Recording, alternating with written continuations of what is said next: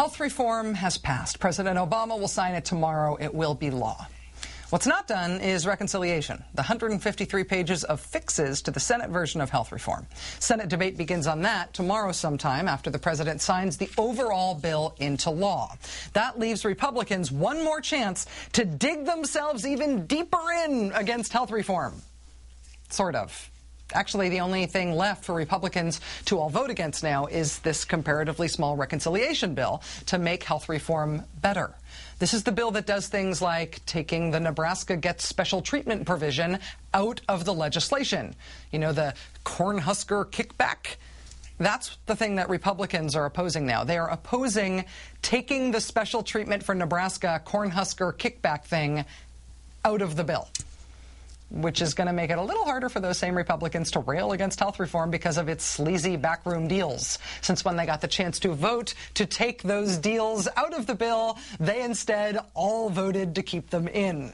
It's a little like hosting a keg party to celebrate that you've quit drinking. As final passage of the bill gets closer and more inevitable, conservative Democratic strategy against reform is also getting wacky.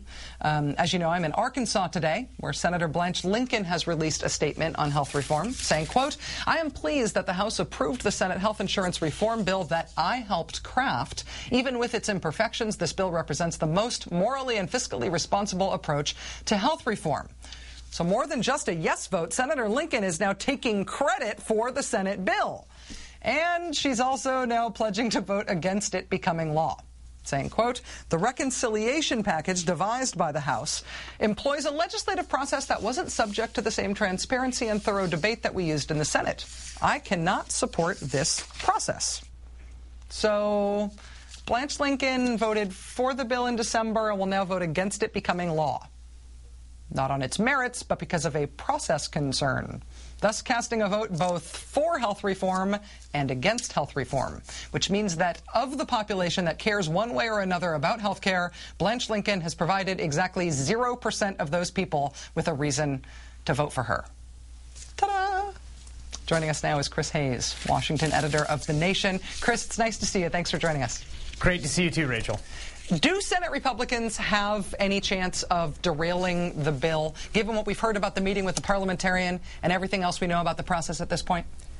I think no. I mean, today they took their kind of procedural shot and they tried to rule some things out of order vis-a-vis budget reconciliation. They were shot down by the parliamentarian. The next steps are all amendments they want to propose. And basically, I think as long as, remember, amendments, because it's the Senate, they'd have to they'd have to get 60 votes. And so as long as Reid can hold together, 51 or even 50 Democratic senators, if that's what he needs to get rid of those amendments, there's not a whole lot they can do. How long do you expect the overall process to take? One of the things Republicans have talked about is just trying to make the process take an interminably long time in the hopes that they win by wearing the other side down.